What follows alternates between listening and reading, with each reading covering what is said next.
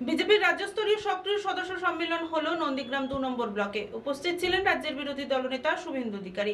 সভা থেকে কি বললেন তিনি শোনাবো আপনাদের। বর্তমান সময়ে রাজ্যে অন্যতম আলোচ্য বিষয় সুপ্রিম কোর্টের রায়। 2016 সালের চাকরিহারা শিক্ষকদের কি হবে?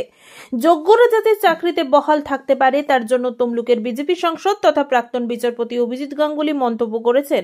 প্রয়োজনে তিনি বিকাশ ভবন বা নবান্নের সামনে গিয়ে হাত জোড় করে সরকারের কাছে আবেদন করবেন যাতে যোগ্যরা চাকরি ফিরে পায়, তার ব্যবস্থা যেন সরকার করে। সাংসদ তথা প্রাক্তন বিচারপতির এই মন্তব্য নিয়ে রাজ্যের বিরোধী দলনেতা তথা নন্দীগ্রামের বিধায়ক শুভেন্দু অধিকারী সাংবাদিকদের প্রশ্ন করলে তিনি জানান তিনি বলতে পারবেন না, তিনি অন্য কারো কাজ বা পদ্ধতি নিয়ে বলেন না। গোটা বাংলার মানুষ জেনে গেছে এই ঘটনার জন্য মমতা ব্যানার্জি দায়ী। তাকে 16 বার সুপ্রিম কোর্ট সুযোগ দিয়েছে যোগ্য অযোগ্য বেছে দেওয়ার জন্য, তাই ঘটনার জন্য দায়ী মমতা ব্যানার্জি। তাই দফা 1 দাবি 1 মমতার পদত্যাগ। এই দিন নন্দীগ্রাম 2 নম্বর ব্লকের রিয়াপাড়া অডিটোরিয়ামে বিজেপির সক্রিয় সদস্য সম্মেলন ছিল। সেখানেই সাংবাদিকদের প্রশ্নের উত্তর দিতে গিয়ে এমনটাই জানালেন শুভেন্দু। গঙ্গোপাধ্যায় ফর্মুলা নিয়ে বিকাশ ভবনে যাচ্ছেন, কি বলবেন এটাকে? আমি বলতে পারবো না। মুখ্যমন্ত্রীকেও তিনি আমি বলতে পারবো না।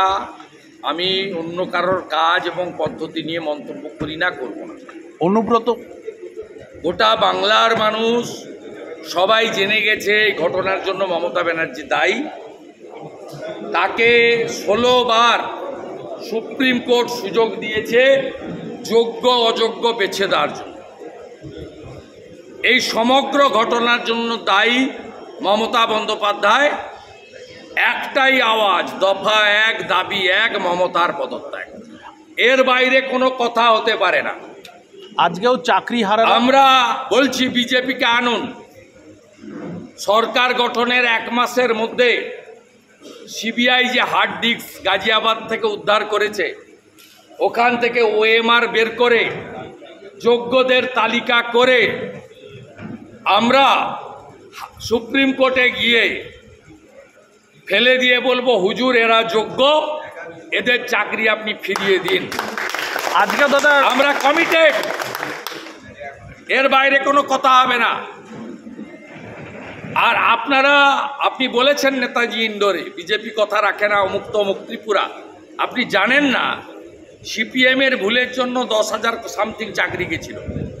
তাদের 1 বছর ধরে বিপ্লব দেব প্রাক্তন মুখ্যমন্ত্রীর সরকার মাসে 30,000 টাকা করে দিয়েছে এবং পরবর্তীকালে সুপ্রিম কোর্ট রাজি হয়নি পুনর্বিবেচনার জন্য। তাদেরকে অন্য পরীক্ষায় বসার সুযোগ দিয়ে অধিকাংশকেই অ্যাকোমোডেট করার কাজ ত্রিপুরার বিজেপি সরকার করেছে। এই সরকার মানবিক।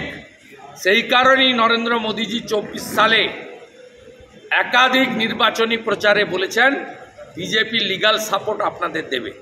এখনও আমি মনে করি যারা যোগ্য, যাদের হাতে ওএমআর এর নাম্বার আছে, তারা যদি ইন্ডিভিজুয়াল রিট করে সুপ্রিম কোর্টে, তাদেরকে লিগ্যাল সাপোর্ট বা লয়ারদের যে ফিস দেওয়ার কাজ, আমি তো বলেছি আমরা 65 জন বিজেপি এমএলএ আমাদের বেতন থেকে দিয়ে দেব, আপনাদের খরচ করতে।